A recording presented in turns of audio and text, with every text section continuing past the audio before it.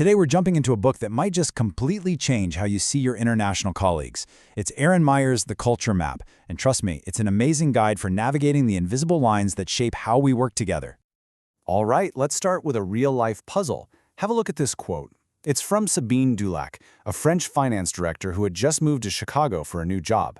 After her very first performance review with her American boss, this is what she thought. I mean, she was thrilled, totally convinced she was knocking it out of the park. And yet, here's the kicker. At the very same moment Sabine was basically celebrating, her boss Jake was telling HR he didn't think she was going to make it. So how on earth can two people walk out of the same meeting with completely opposite takeaways? Well, that is the puzzle we are going to solve. Yeah, this wasn't just some small mix-up. This was a classic, and almost career-ending misunderstanding. And it was all rooted in something much, much deeper than just the words they used.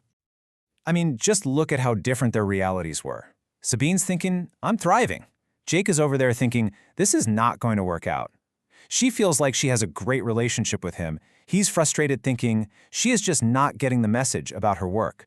It's like they were in two different worlds. So what's going on here? What explains this huge disconnect?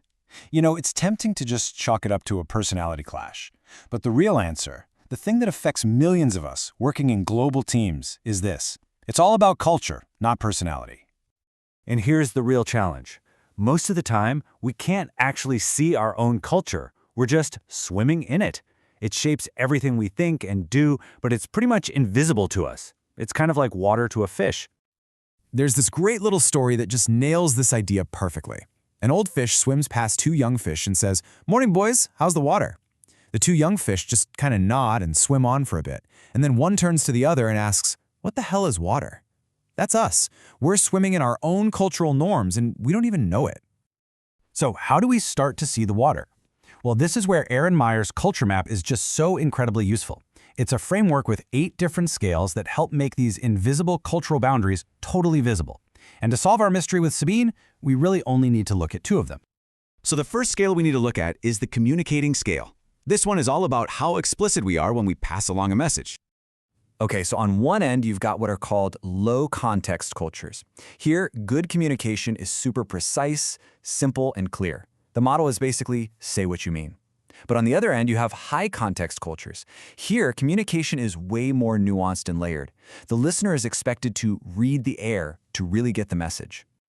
You know, this is such a big deal in some places that they even have a name for people who don't get it. In Japan, for instance, if you can't read between the lines, they call you KY, which stands for Kuki Yomenai. It means one who cannot read the air. And let me tell you, it is not a compliment.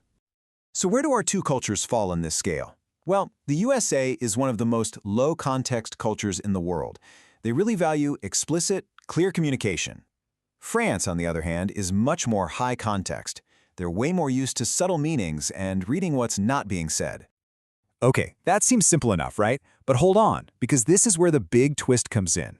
Let's look at a second scale now, evaluating. This one is all about how we deliver negative feedback.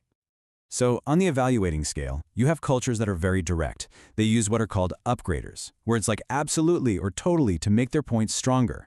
Then you have indirect cultures. They use downgraders, words like kind of or a little bit, and they often wrap any negative feedback inside a bunch of positive comments. So, logically, you'd think that low-context Americans, who are so explicit all the time, would also be super direct when it comes to negative feedback, right? Nope. And this right here, this is the big aha moment. This matrix explains the entire problem. Americans are low-context communicators, but they give indirect negative feedback. The French are high-context communicators, but they give direct negative feedback. They are in completely opposite quadrants. Jake, her American boss, used the classic feedback sandwich. He wrapped his criticism in so many positives that Sabine, who's from a direct feedback culture, she barely even noticed the negative part. All she heard was the praise. And just like that, mystery solved. So now that we've cracked the case, how can we actually use this to avoid these kinds of problems? Well, you can think of these scales as your new cultural compass. And this brings us to what is maybe the most powerful idea in the whole framework. What matters isn't where a country is on a scale in absolute terms. What matters is its position relative to your own culture. Here's a perfect example of what I mean. On the scheduling scale, the British tend to be more linear time-focused than the French. Because of this relative difference, the British often see their French colleagues as kind of disorganized and always late. But get this, to people from India, who are even more flexible with time than the French are, those very same French colleagues are seen as rigid, inflexible, and totally obsessed with structure and being on time. So, wait a minute. How can the French be disorganized and rigid at the exact same time? Well, the answer is they can't be. It all depends on your own cultural starting point. It is all relative. So what are your first steps? 1. Don't just learn about your own culture. Figure out the relative positions on the map between you and your colleagues. 2. If you're on a multicultural team, just default to low-context communication. Be explicit, send recap emails, put stuff in writing. And 3. Don't assume anything. Explain your own style and ask questions so you can understand theirs. And that brings us right back to where we started with those two fish. See, the goal of the culture map isn't to put people into boxes. It's to help us all finally see the water that we're swimming in, so we can learn to navigate it together. So, the final thought I want to leave you with is this one. What water are you swimming in? Because understanding your own cultural defaults, that's the first and most important step to becoming a truly great global communicator.